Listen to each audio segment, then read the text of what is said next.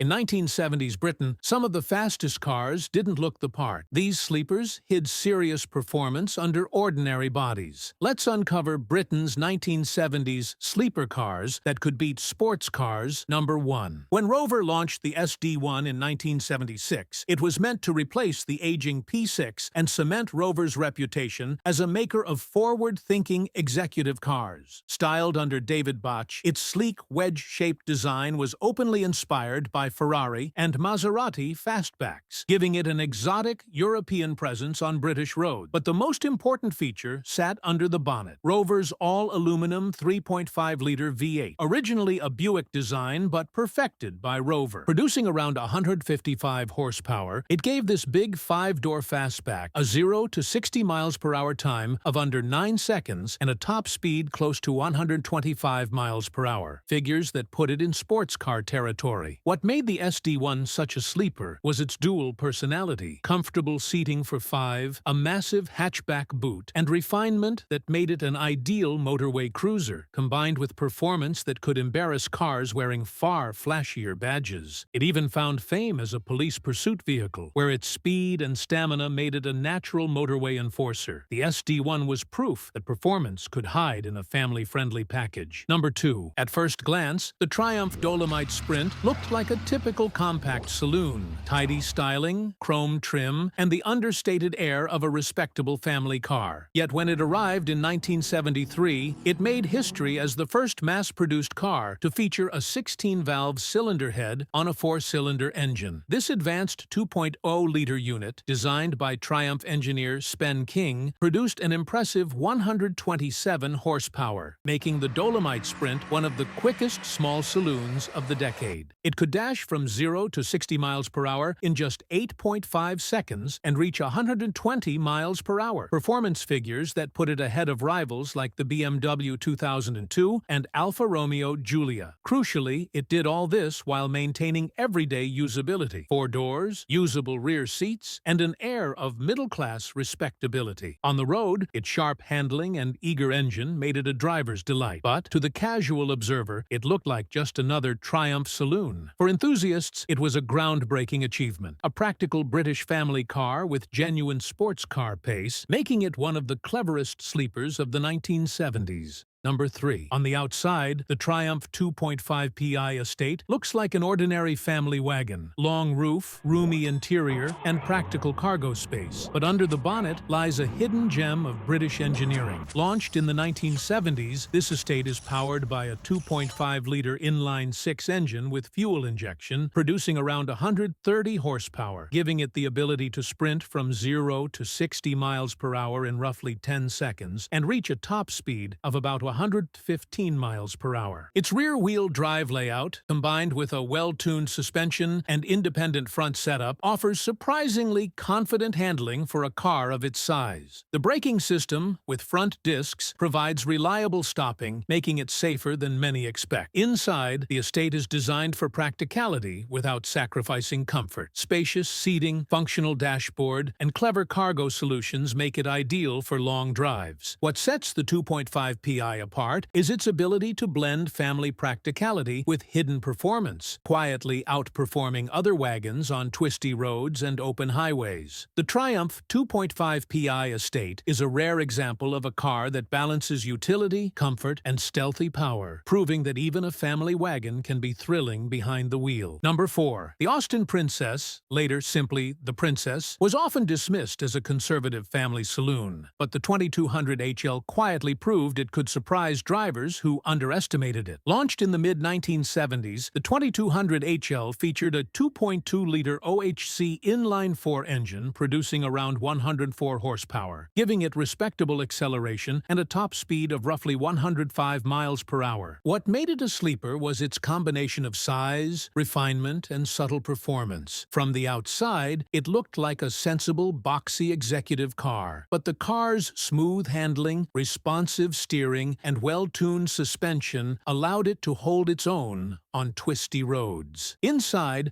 The Princess was ahead of its time in comfort and ergonomics, with a spacious cabin, supportive seats, and thoughtful driver-oriented controls, which made long journeys effortless. Its understated styling, combined with solid build quality, helped it blend into the traffic, hiding its performance capabilities. On the motorway or back roads, the 2200 HL could keep up with more sporting saloons, making it a true Q car of 1970s Britain, a car that looked ordinary but could quietly impress behind the wheel. Number 5. The Ford Cortina was the everyman's car in Britain during the late 1960s and early 70s, a family saloon that became a household name. But the GT 1600E added just the right dose of performance and flair to make it something special. Launched in 1967 and remaining popular well into the 1970s, the 1600E combined the stronger Cortina GT's mechanicals with a touch of luxury and subtle sporting style. Its 1.6-liter Kent crossflow engine produced around 88 horsepower, giving it lively performance, especially when coupled with Ford's slick gearbox and improved suspension. The 1600E could reach nearly 100 miles per hour and hit 60 miles per hour in under 13 seconds. Numbers that might not sound extreme today, but were impressive for a mid-range saloon of the era. What really set it apart was its image. Vinyl roof, raw-style wheels, spot lamps, and a wood-trimmed dashboard all gave it a restrained but classy appearance. Many owners soon discovered that with tuning, the 1600E could punch far above its weight, surprising drivers of far more expensive machinery and cementing its reputation as a true Q car of its time. Number 6. The Ford Zephyr had long been seen as a solid, dependable family car, often doubling as the vehicle of choice for police fleets and large families across Britain. By the early 1970s, the Zephyr range had grown into big, imposing saloons and estates, offering plenty of space and comfort, but rarely associated with performance. That changed when Ford introduced the Essex V6 engine, available in 2.5 and 3.0-liter forms. In estate guise, this gave the Zephyr a new and unexpected character. The 3.0-liter version delivered around 140 horsepower, enough to push the hefty wagon to nearly 110 miles per hour while delivering a wave of smooth torque. To most onlookers, the Zephyr Estate was just another big, boxy family car, ideal for carrying kids, luggage, or DIY supplies. But when pressed, it could keep up with, and sometimes embarrass, contemporary sports cars in a straight line. The mix of sheer practicality, long-legged cruising ability, and surprising pace made the Zephyr V6 Estate one of the most underrated British sleepers of the 1970s. Number 7. The Vauxhall Viva was introduced as a simple, no-frills small family car, designed to compete with the likes of the Ford Escort. But in GT form, it became something far more exciting. First appearing in 1968 with a 2.0-liter overhead cam engine, and later upgraded to a more muscular 2.3-liter unit, producing around 108 horsepower, the Viva GT offered genuinely strong performance for its size. With a lightweight body and rear-wheel drive layout, it could accelerate to 60 miles per hour in under 10 seconds and reach speeds approaching 110 miles per hour. Serious figures for a compact saloon of the time. Yet, despite this, the styling remained understated.